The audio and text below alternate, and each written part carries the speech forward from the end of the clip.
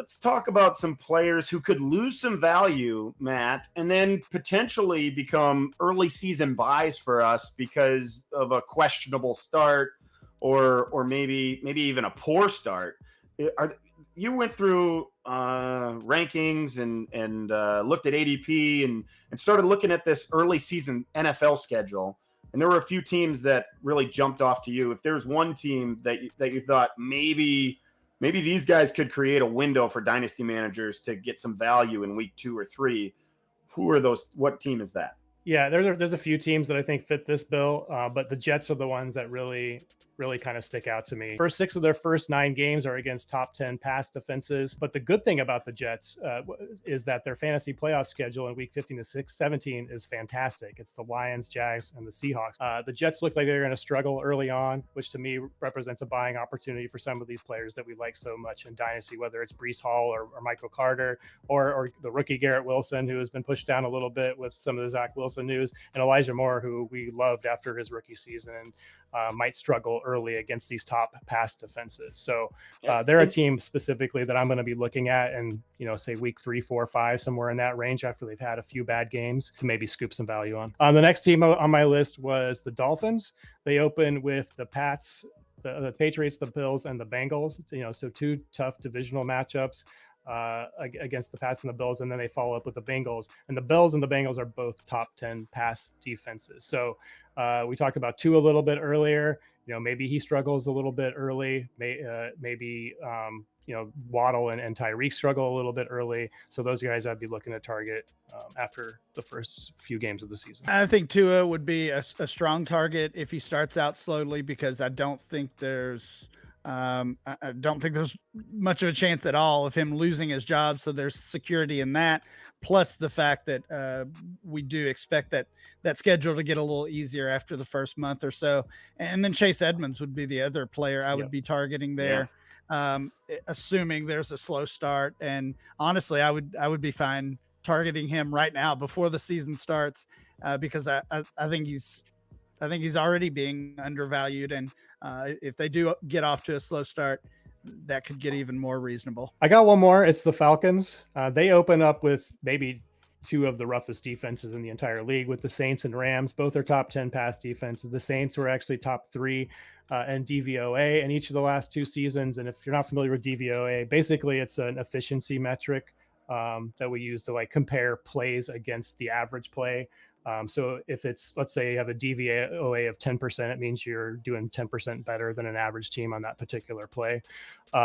So they've got those 2 rough ones to start at. And the Rams, of course, are strong everywhere. They've got just added Bobby Wagner to the team that has the best defensive lineman and Aaron Donald and Jalen Ramsey. And we know the story with the Saints. They're just basically strong top to bottom as well. So with Mariota struggling early on, but maybe that goes out to Pitts and goes out to Drake London. Again, you're probably not going to get a serious discount on those guys, but maybe if it's a competing team counting on one of those 2 players, that they do become available, not necessarily for a discount. Yeah, it's tough because the Falcons only have a few players that we really want on our roster. Certainly only a few that we want in our starting lineups. Maybe we could point a little bit lower on the depth chart as well there. The Cordero Pattersons of the world, whoever really in that backfield, Ryan, that's getting the touches. Maybe we try to grab that if we're a contender to add to our lineup down the stretch. We have to assume they're going to start 0-2 against the Saints and Rams.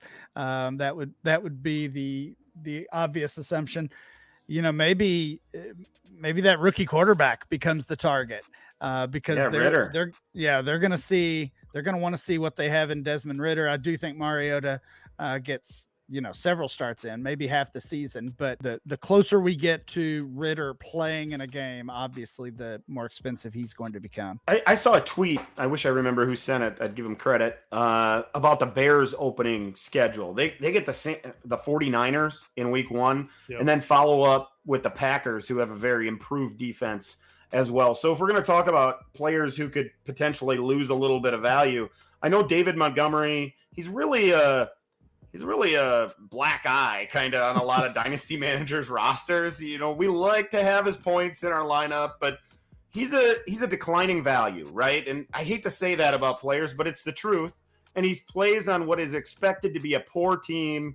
In fact, if you were taking bets on which team would have the least amount of wins, I think you'd get a lot of bets for the Bears.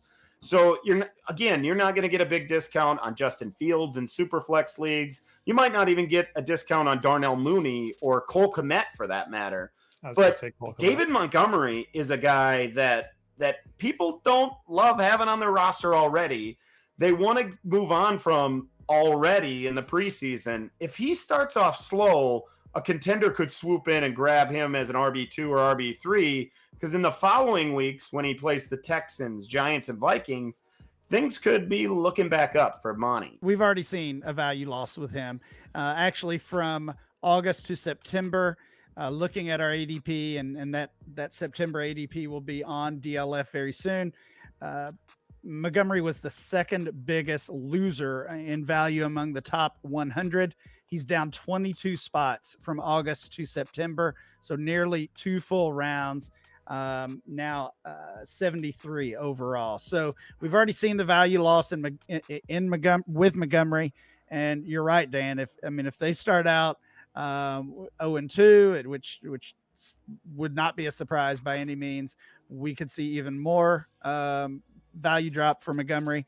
And Khalil Herbert continues to get some buzz. And we're hearing that, maybe this is going to be basically a committee, or maybe even Herbert ends up with a larger share. So this is just continued bad news for David Montgomery. Matt, why don't we get to the sleeper stash of the week? I covered one a couple weeks ago. Week 2 was Ryan. You get your first shot. Give us your sleeper stash of the week. I went with Sam Howell, who is currently 221 overall in our August Superflex ADP, quarterback 39.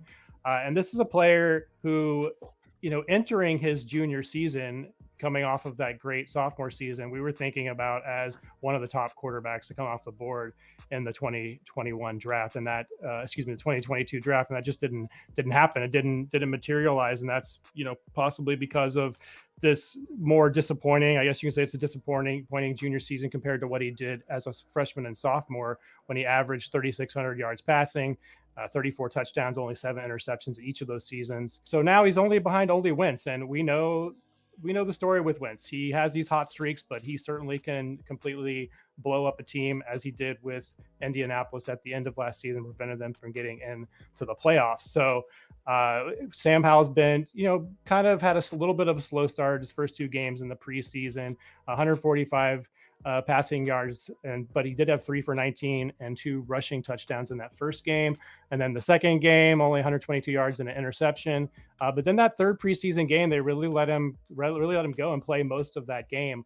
280 yards, a touchdown, 8 for 62 rushing, 62% passing so far as a pro in all 3 preseason games combined. So I don't know. I feel like he's somebody we should be adding, especially at that late 221 overall kind of cost. I think that should be coming way up. Even if he doesn't see the field this season, that seems too low for someone like Sam Howell. So he's somebody I think we can stash on our rosters. You may get some play this season if Wentz tanks the team.